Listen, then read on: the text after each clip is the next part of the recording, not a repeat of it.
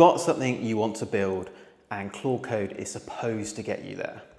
But right now you're staring at a black screen, a blinking cursor, and terms like context window, subagents, MCP servers that nobody's properly explained. You know enough to type a prompt, but not enough to know whether you're using this tool well or just getting lucky. This video fixes that. 36. Claude Code concepts explained, plain English, stacked from the basics up. No coding or technical background required. We're going to start with the foundations. What Claude Code actually is, where it runs, and how you talk to it. If you already know the basics, then stay with me because the concepts build on each other and the latter sections are where this gets genuinely powerful. What is Claude Code? Most people already know chatbots. You've got ChatGPT, Claude, Gemini. You type a message, you get a reply. But those tools can only talk to you. They can't actually do anything on your computer. Claude Code is fundamentally different. It can create files, build websites, set up databases, install software, and automate tasks. You can describe what you want in plain English and it builds it. You don't need to know how to code, you just need to know what you want and how to describe it clearly. Where does Claude Code run? It runs in the terminal. That's the text-based interface on your computer where you type commands instead of clicking icons. It looks intimidating, but here's the thing. When you're using Claude Code, you barely need to know any terminal commands at all. Let me show you. There are really only 3 things you need to know. Type Claude to open it. Press Ctrl+C twice to close it, and type /clear to wipe the conversation and start fresh. That / is important. Throughout this video, you'll see me type / followed by a command name. These are called / commands, and they're shortcuts for common actions inside Claude Code. We'll cover them properly later, but you'll see me using them as we go. For now, just know that / followed by a word triggers a specific action. Everything else you type in plain English and Claude handles the technical side underneath for you. And if you ever feel lost, type Claude --help in your terminal before you start a session. Look at that. There's a full list of every flag, every option, every mode you can launch Claude Code with. You don't need to memorize any of this. But it's worth knowing it's there because as you go through this video, and I mention flags and launch options, this is where they all live. Now Claude Code started as a terminal-only tool, and that's still how most people use it. But it's no longer your only option. This is the Claude Code desktop app, same capabilities, but now I've got a native application on my machine instead of working inside a terminal window. I can give it the same prompts, run the same tasks, and it integrates directly with my operating system. And if you use a code editor like VS Code, Claude Code plugs directly into those too. So you've got options. For this video, most of what I show you will be in the terminal because that's where the full feature set lives and what I'm used to.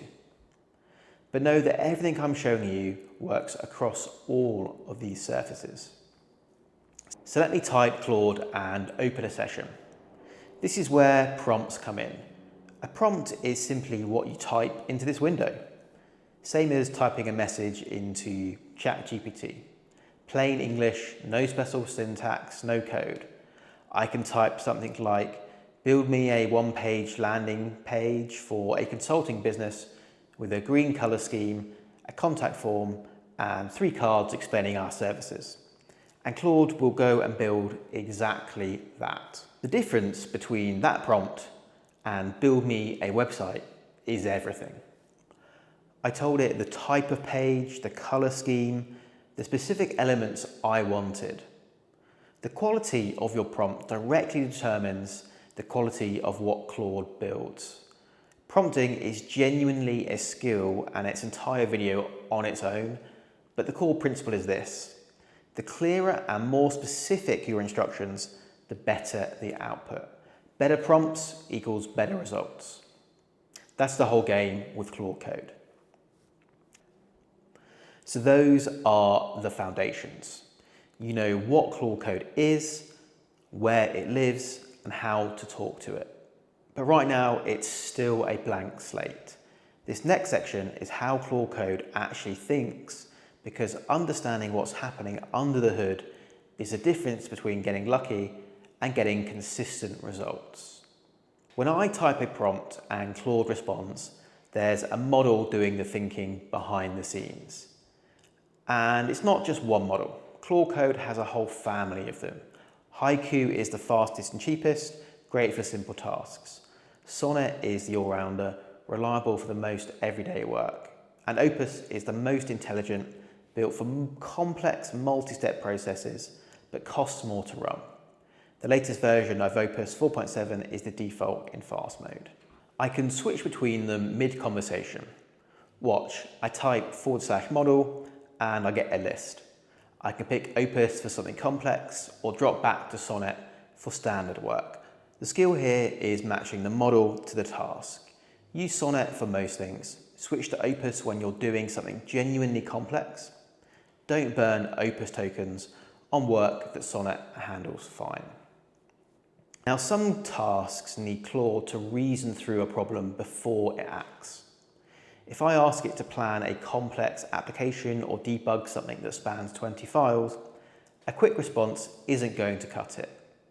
This is where extended thinking comes in. Claude has a dedicated budget of tokens purely for reasoning.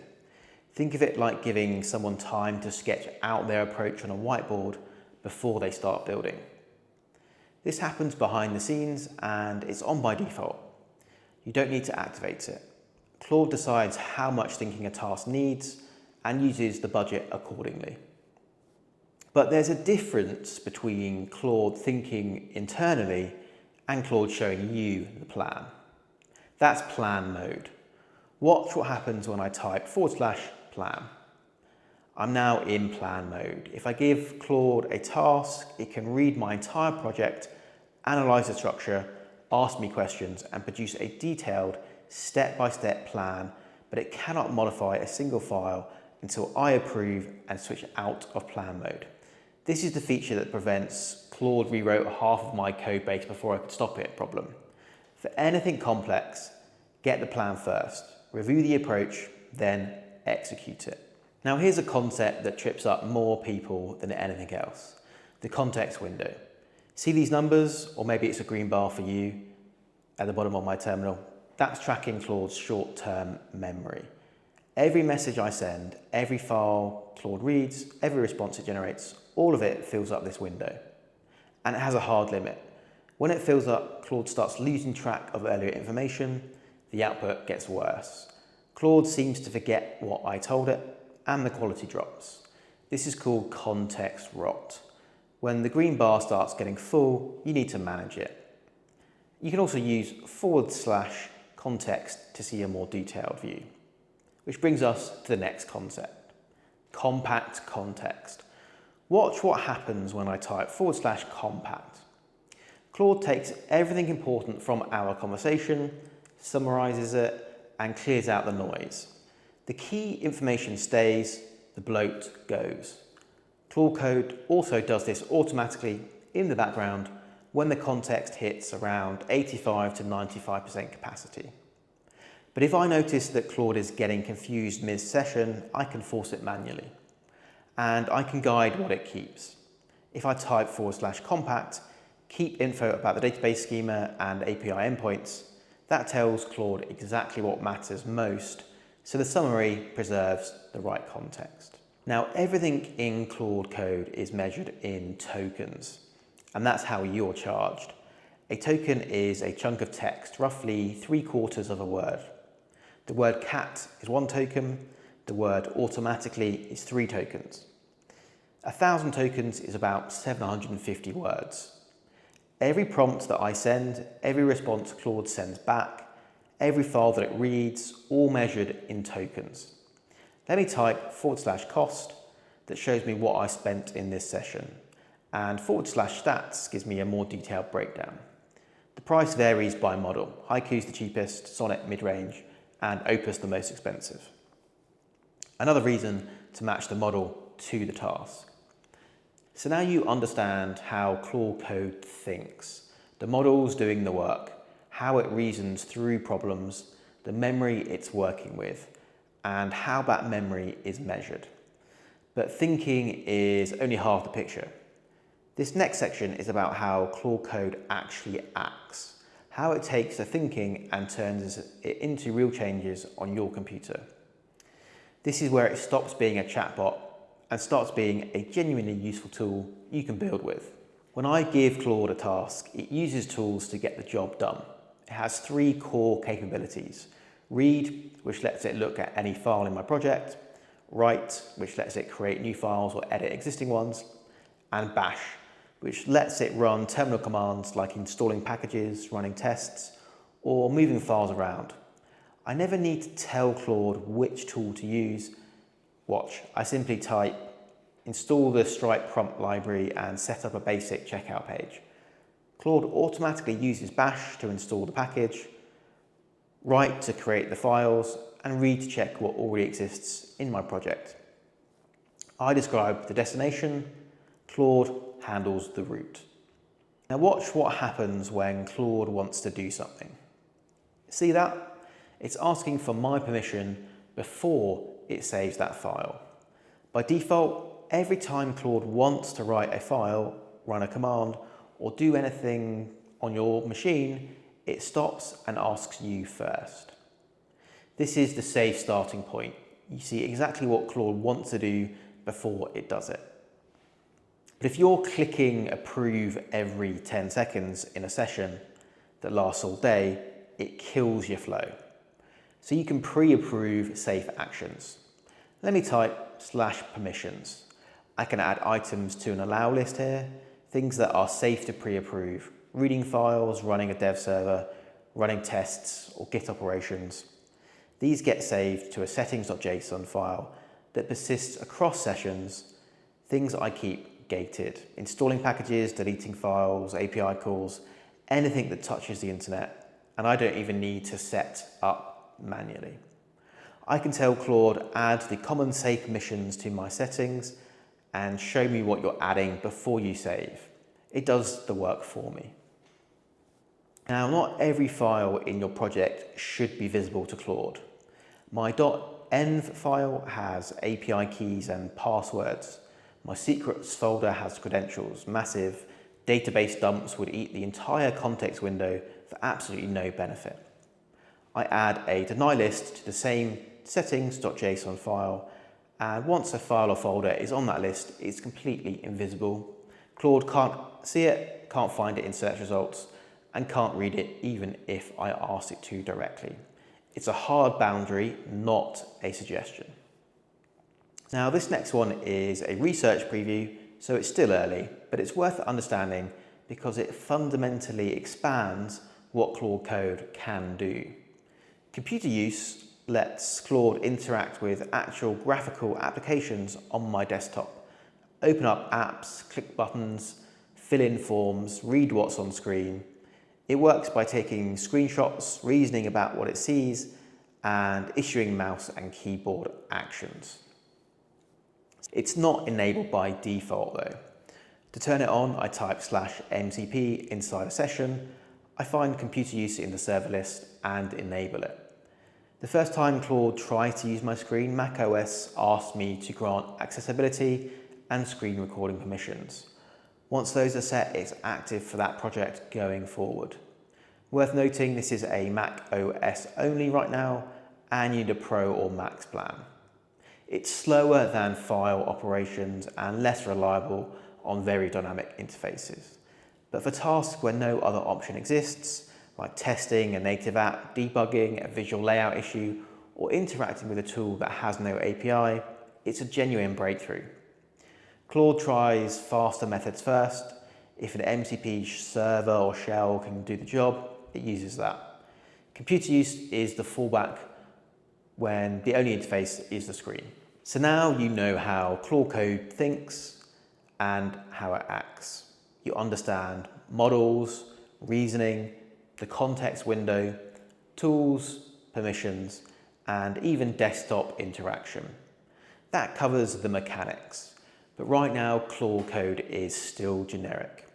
It doesn't know my preferences, my project, my standards, or how I like to work. This next section is where you make Claude Code personal.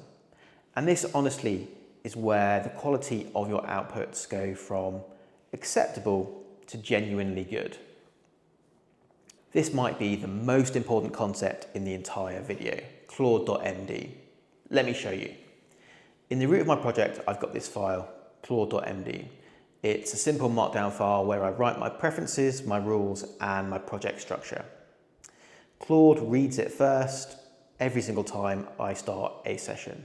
Things like we use TypeScript, always write in a casual friendly tone, never delete files without asking first, and subscribe to the channel. I write this once and Claude follows it every conversation, every session. Start with the basics and add to it over time as you discover things Claude keeps getting wrong. You can even get Claude to help you create it. Type /init and it will walk you through setting one up. The difference between a project with a well-written Claude.md and one without it is night and day. It is worth noting that sometimes things in the Claude markdown file can get ignored by Claude Code. Unfortunately, that's just the way that it works. So be aware of it. Claude.md is my manual instruction file, but Claude Code also has memory, which is a separate system. Claude automatically learns my preferences across all conversations, not just within one project. If I always prefer a certain style, or I consistently correct Claude on the same thing, it picks up on those patterns and stores them automatically. Let me type /memory. I can see everything Claude remembers about me and the way that I work. I can add things, remove things, or review the full list. The memory files aren't visible in my projects directory, but they're building in the background as I work. Think of Claude.md as project-specific instructions and memory as the preferences that follow me everywhere. Now, there are a few more configuration concepts that round this out. Flags are options I add when I first launch Claude Code. I can type Claude --model opus to start with the opus model, or --verbose to get detailed output showing exactly what Claude is doing under the hood. These are entirely optional shortcuts for when I know ahead of time how I want that session configured. /commands are shortcuts I use during every session. I've already shown you a bunch of them. Model to switch models, plan to enter plan mode, compact to manage context, cost to check spending, clear for a fresh start, permissions to manage the allow list, memory to review what Claude remembers, MCP to manage external connections, init to set up a new project, help to show the full list if you forget any of them. And the powerful part is I can create custom /commands for any task I do repeatedly by adding files to the commands folder. Any workflow I run over and over becomes a single command. Now, Claude Code is a generalist. It can do a lot of things to an okay standard, but for specific task types, it can do dramatically better with specialized instructions. That's what skills are. Pre-written instruction files that teach Claude how to do one specific task of that type really well. A front-end design skill might contain rules about spacing, color, tokens, responsive layouts. A copywriting skill might contain brand, voice guidelines, and headline formulas. When Claude detects that my request matches the skill's description, it reads the skill file automatically and builds using that knowledge. I can install pre-built skills or create my own. If I'm an expert in something, I'm essentially packaging that expertise into a file that Claude follows every time. Skills use more context window because Claude is reading those instruction files, but the quality improvement is usually worth the trade-off. Now, sometimes I want specific things to happen automatically without Claude having to have any thoughts about them. Every time Claude saves a file, auto-format it. Every time I run a command, log it. That's what hooks do. They're scripts that trigger at certain moments, running in the background and on my machine. The important difference is hooks use 0 AI tokens. No AI involved, no cost. They're free guardrails, and I can just ask Claude Code to create the hooks for me. Skills, hooks, /commands, subagents, MCP configurations, all of these can be bundled together into plugins. The plugin marketplace is the distribution system for Claude Code extensions. Let me type /plugin. I can see what I've already installed, browse what's available, and search for specific capabilities. Installing is a single command. There's an official Anthropic marketplace connected by default, plus community-run registries. The ecosystem has thousands of skills and hundreds of plugins already. It's growing every week. So now Claude Code is configured my way. It knows my preferences, follows my rules, and has specialized skills for the work that I do the most. If you're finding this useful, hit subscribe. I cover AI tools, workflows, and practical builds like this regularly. But everything so far has been about Claude working with files on my local machine. This next section connects Claude Code to the rest of the world. Your tools, your apps, your team's infrastructure. This is where it goes from powerful to genuinely indispensable. MCP servers. MCP stands for Model Context Protocol. In simple terms, it connects Claude Code to external tools and services. Without MCP, Claude can only work with files on my hard drive.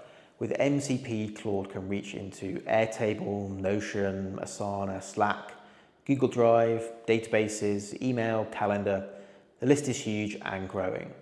I type /MCP and I can see all the servers currently connected to this project. Add new ones and manage existing connections. And it's a two-way connection. Claude can pull data from these tools and push updates back to them, all from the same conversation window.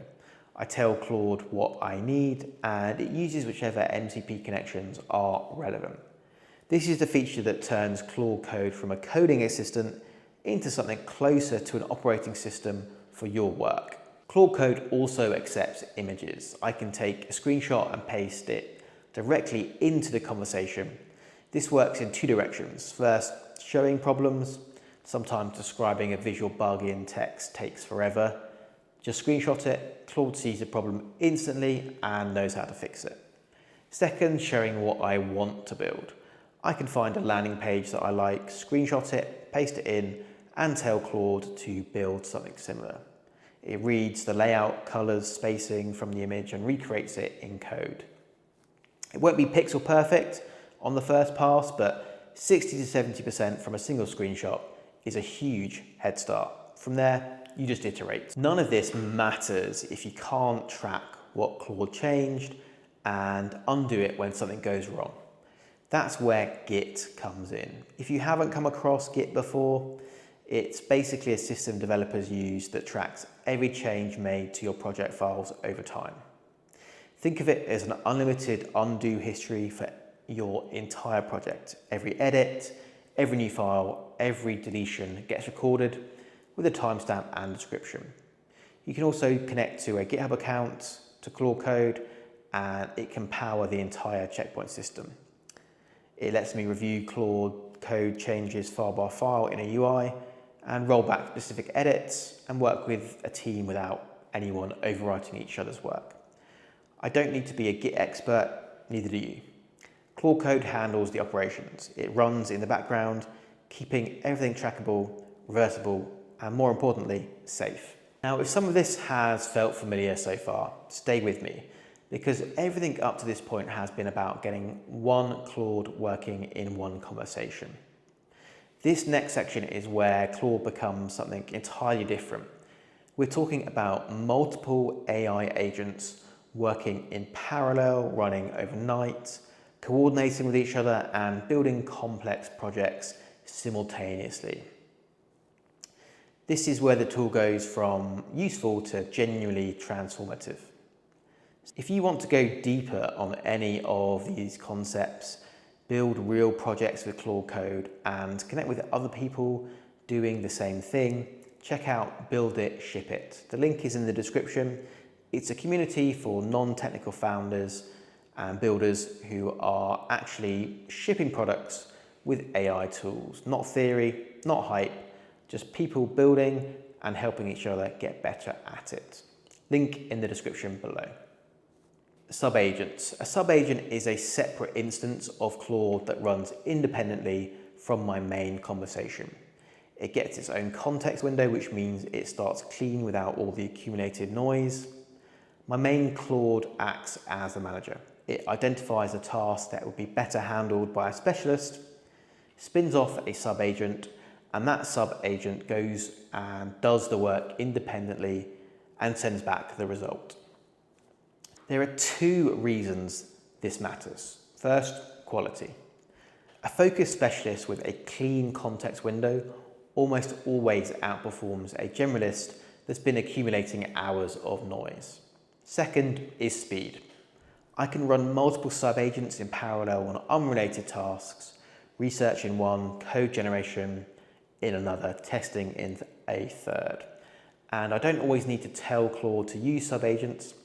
If it decides a task will be better handled by delegating, it spins them up automatically. I can also define custom agents in the agents folder, each with their own name, instructions, and tools access, or pre-install pre-built ones through the plugin marketplace. But subagents have a limitation. They can only report back to the main agent. If I have a researcher, a writer, and a reviewer, the reviewer can't see the research directly. Everything flows through the main agent, and that becomes the bottleneck. Agent teams solve this. Agents can communicate directly with each other through a shared task list. Each runs in their own Claude Code instance, an API developer, a front-end dev, and a tester, all working in parallel and coordinating with each other. Here's the simple rule. One file, one feature, single agent. Context getting bloated, subagents. Complex project that needs collaboration, agent teams. Now, everything I've shown so far requires my terminal to be open. Background sessions change that. I add the --BG flag when I launch a task, and it runs completely detached. Close the window, close the application, it doesn't matter. There's a lightweight process on my machine managing the session independently. As long as my computer is on, the work continues. This is the foundation for the next thing that I want to show you. Agent view. Let me type Claude agents. This is a dashboard that shows every background session running on my machine. I can see which agents are actively running, which ones are waiting on my input, and which ones are done. I can select any session, reply to it, attach context, and it picks up right where I left off. No state is lost. Before, agent view, running multiple Claude sessions in parallel meant managing a mess of terminal tabs, trying to remember which ones were doing what. This consolidates all of it into one organized screen. Now, when I'm working on a bigger project, I often need multiple things happening at once. A new feature, a bug fix, and an experiment. And I don't want any of them stepping on each other. Worktrees create separate copies of my project, each with their own file and their own branch, but sharing the same Git history. Watch, I open 3 terminal panes. In the first one, Claude-W feature auth. In the second, Claude-W bug fix. In the third, Claude/W refactor. 3 Claudes working on completely different tasks in completely separate copies of my code. They can't overwrite each other's work. When something is finished, I fold those changes back into my main project. And sub-agents can use separate worktrees too, automatically cleaned up when the sub-agent finishes. Headless mode. If I add the -p flag to my command, Claude runs a full agentic loop with no human involved, no conversation, no approval prompts, no waiting for input. I define the task in the command, set the permissions up front, and let Claude run start to finish. And if I want Claude to keep iterating on a task rather than running once and stopping, I type /loop followed by an interval. Claude will rerun the same prompt with the updated files, see what's left to do, and keep going until the task is complete. This is built right into Claude Code. People use this to kick off and build, walk away, and come back to a finished project. Everything up to this point runs on your local machine.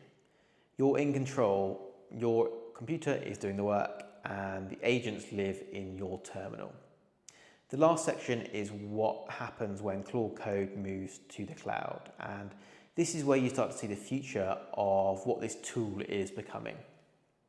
Remember plan mode from earlier, where Claude shows me a blueprint before building?